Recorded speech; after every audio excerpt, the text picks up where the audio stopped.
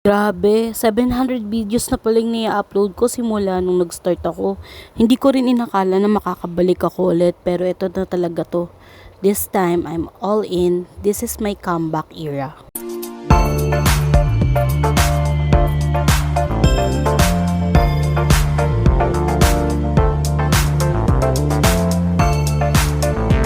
Hello sa mga OG na nanonood at sa mga bago pa lang. Hi, I'm Paula or Ana kasi nung nag-start ako, Mami Ann Robs yung pangalan ko dito, and ngayon I'm using Mom Life with Camera, but Mom Life with Camera is known as Ana, or should I say Paula. So yun na kasi yung name ko ngayon sa Facebook na ginagamit ko. And anyway, I'm Paula but known as Mom Life with Camera. Naging inactive ako for a while dahil sa life, motherhood, growth, priorities, minsan burnout din.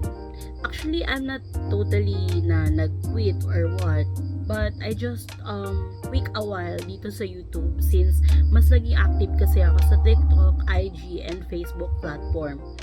Since doon ako parang mas nagpo-focus dahil nandun yung income, what I meant is more on promoting brands na kasi yung era ko ngayon, ngayong 2025. So that's why I focus dun sa mga platform na sinabi ko.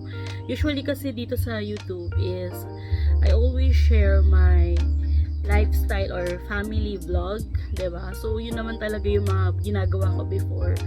And mas nag-focus lang ako dun sa mga platform na nabanggit ko since dun yung mas, kumbaga, mabilis yung potential ng income. So, lahat naman tayo, diba? We need to earn for our family. But, sobrang dami ko nang ginagawa, kaya nag-stop ako sa pag-upload dito sa YouTube. Like, before kasi as in daily life, so medyo may pressure siya sa part ko. And, sobrang dami ring bagay kung bakit ako nag-stop. Nung nag-work din ako and all. So, ayun. Yun na nga, kahit malayo ako sa mga pag-upload dito sa YouTube, is hindi naman nawala yung passion ko since patuloy pa rin akong gumagawa ng mga video or short videos na ina-upload ko dun sa mga nabanggit ko na platform. Sometimes kasi kailangan lang din natin ng time to pause, mag-reflect at mag-reset. Yung 2025 kasi is iba yung energy, iba yung gut feeling. Parang sinasabi ng puso ko na go for it, Paula. This time, you are ready for your big break. Bumalik ako hindi lang para mag-upload ng content. Gusto ko lang makapag-share ng totoong kwento, makapag-inspire, at makabuo ulit ng community since sobrang daming nagme-message sa akin. Ever since naman, how I start, paano kumita, paano yung ginagawa mo, sama mo naman ako dyan sa racket mo, relate din ba kayo?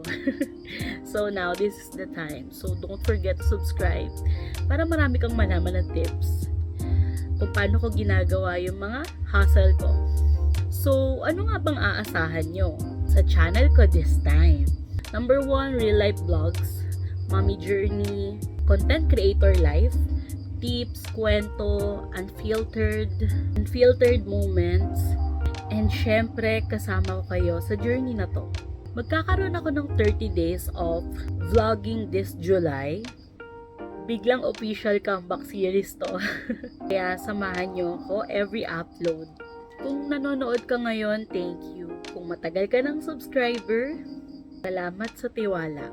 Alam nyo, kilala ko yung mga yan, yung mga matatagal na yan. Hanggang ngayon, I know, siguro sobrang busy lang nila sa life. Pero at some point, nakikita ko sila na nag-reach out or nagko-comment, nagla-like sa mga post ko sa page. Sobrang layo na natin, no? What I meant is, hindi naman tayo ganun kabongga. Pero, ang layo na natin dun sa simula. And happy ako na nandyan pa rin kayo. 'Di ba? Kahit ilan lang kayo, sabi nga nila, tumatak sa isip ko yung sinabi nila before pa. Kapag kahit may isang taong nanonood, naniniwala at nagtitiwala o nagko-comment o nagla-like sa post mo, magpatuloy ka.